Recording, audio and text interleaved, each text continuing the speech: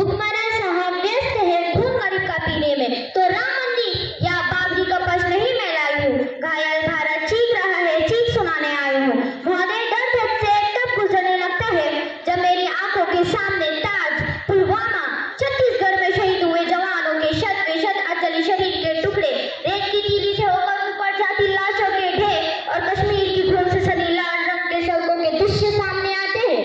महोदय, अब तो हमारा तिरंगा झंडा भी हमसे ये पूछने लगा है कि क्या बात है भारत, आजकल सहराने से ज्यादा मैं कब तुम्हें दफनाने के क्यों काम आ रहा है। महोदय, ये तो तब पड़ गया जब एक माँ अपने लाडले के चिथड़ों को देखकर बोली कि साहब, आप तो भर्ती में 1 इंच भी कम नहीं लेते, मैं आधा शरीर कैसे ले लूं।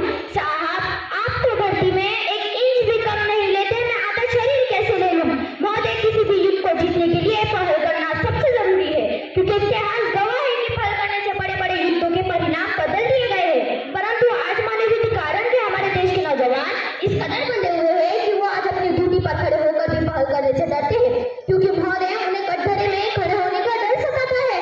वो ये जानते हैं कि एक उग्रवादी के राइफल से निकलने वाली गोली को तय करना पड़े या ना पड़े कि वो किसे लगेगी, लेकिन हमारी राइफल से निकलने वाली हर एक गोली को ये निर्णय लेना पड़ता है कि वो दोषी को लगे या ना लगे, परंतु किसी भी दोष को नहीं लगनी चाहिए।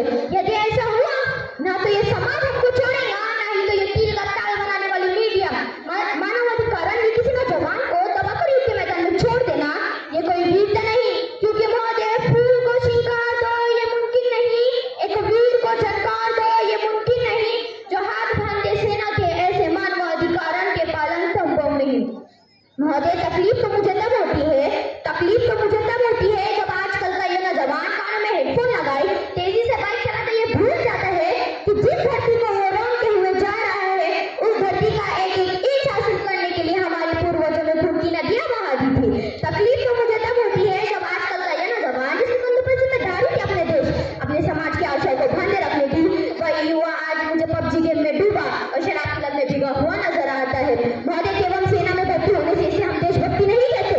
आजादी के मायने पहले कुछ और हुआ करते थे और अब कुछ और हुआ करते हैं। तब झांसी की रानी से लेकर लोके देव आजम भी भगत सिंह तक, स्वतंत्र सेना से लेकर महात्मा गांधी तक इन्हें हम देशभक्ति कहते हैं। लेकिन आज मैं देशभक्ति कहूँ तो किसे कहूँ, तो महोदय जो लोग अपने समाज, अपने परिवार और देश के लिए प्रमित है वो है देशभक्ति। कर्तव्य पालन का भाव है देशभक्ति। एक पत्रकार अपनी पत्रकारी पूरी ईमानदारी के साथ करे तो वो है देशभक्ति। धर्म लोकता को पछाड़ कर हर किया गया काम है देशभक्ति। यहाँ तक कि राष्ट्रीय ज्ञान का ज्ञान है देशभक्ति। मोनिशा में सोने वाले लोगों, अब भी वक्त है, जाग जाओ, इसे भरेगी तुम्हारी नींद, राष्ट्र को ले डूबेगी। भाषा के नाम पे लड़ने झगड़ने वाले लोगों, अब भी वक्त है, अपनी राष्ट्रभाषा का झिंगोर बनाओ और राष्ट्र प्रत्यय में योगदान दो, क्योंकि महोदय लड़ने झगड़ने से हमारा राष्ट्र निर्माण नहीं हो सकता। अरे क्या ऊंच, क्या नीच, क्या अमीरी, क्या गरीबी, क्या अपवित्र, क्या पवित्र, क्या यही हमारी देशभक्ति है? जी नहीं, जातिवाद, नीतिवाद और खास करके भ्रष्टाचार ही राष्ट्र में बरकरार में कठोर रहे और ये सरों भी चाहते कि वो औरतों की इज्जत लूटते रहे। इसी मानसिकता के कारण मुझे आज मेरा अखंड भारत खंड खंड होता नजर आ रहा है। अब बात राजनीति तक आ ही गई है तो उस पर मैं 2 लाइन कहना चाहूंगी कि इस वतन की रक्षा का लड़कियों को भी हक है, इस वतन की रक्षा का लड़कियों को भी हक है। इतिहास की किताब उठाकर देख लो जिसको हमारी काबिलियत पर शक है। किसी के लिए खुशियां लेकर आई हूँ तो किसी के लिए गालियां बरसाई हूँ। मैं अपने वतन के खातिर कंधे से कंधा मिलाने आई हूँ, मैं अपने वतन के खातिर कंधे से कंधा मिलाने आई हूँ। यहाँ बात मैं राजनीति की करूँ तो मुझे राजनीति से कोई फर्ज नहीं है, परंतु राजनीतियों की नीति से है।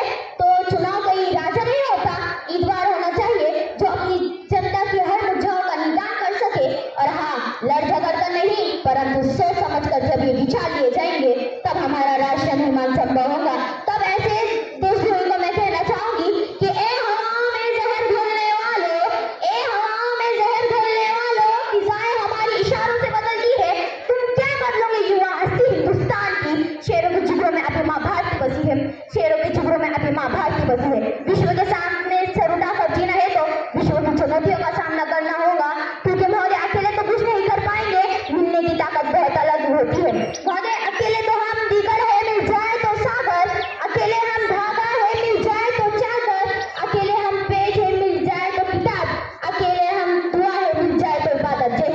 पर।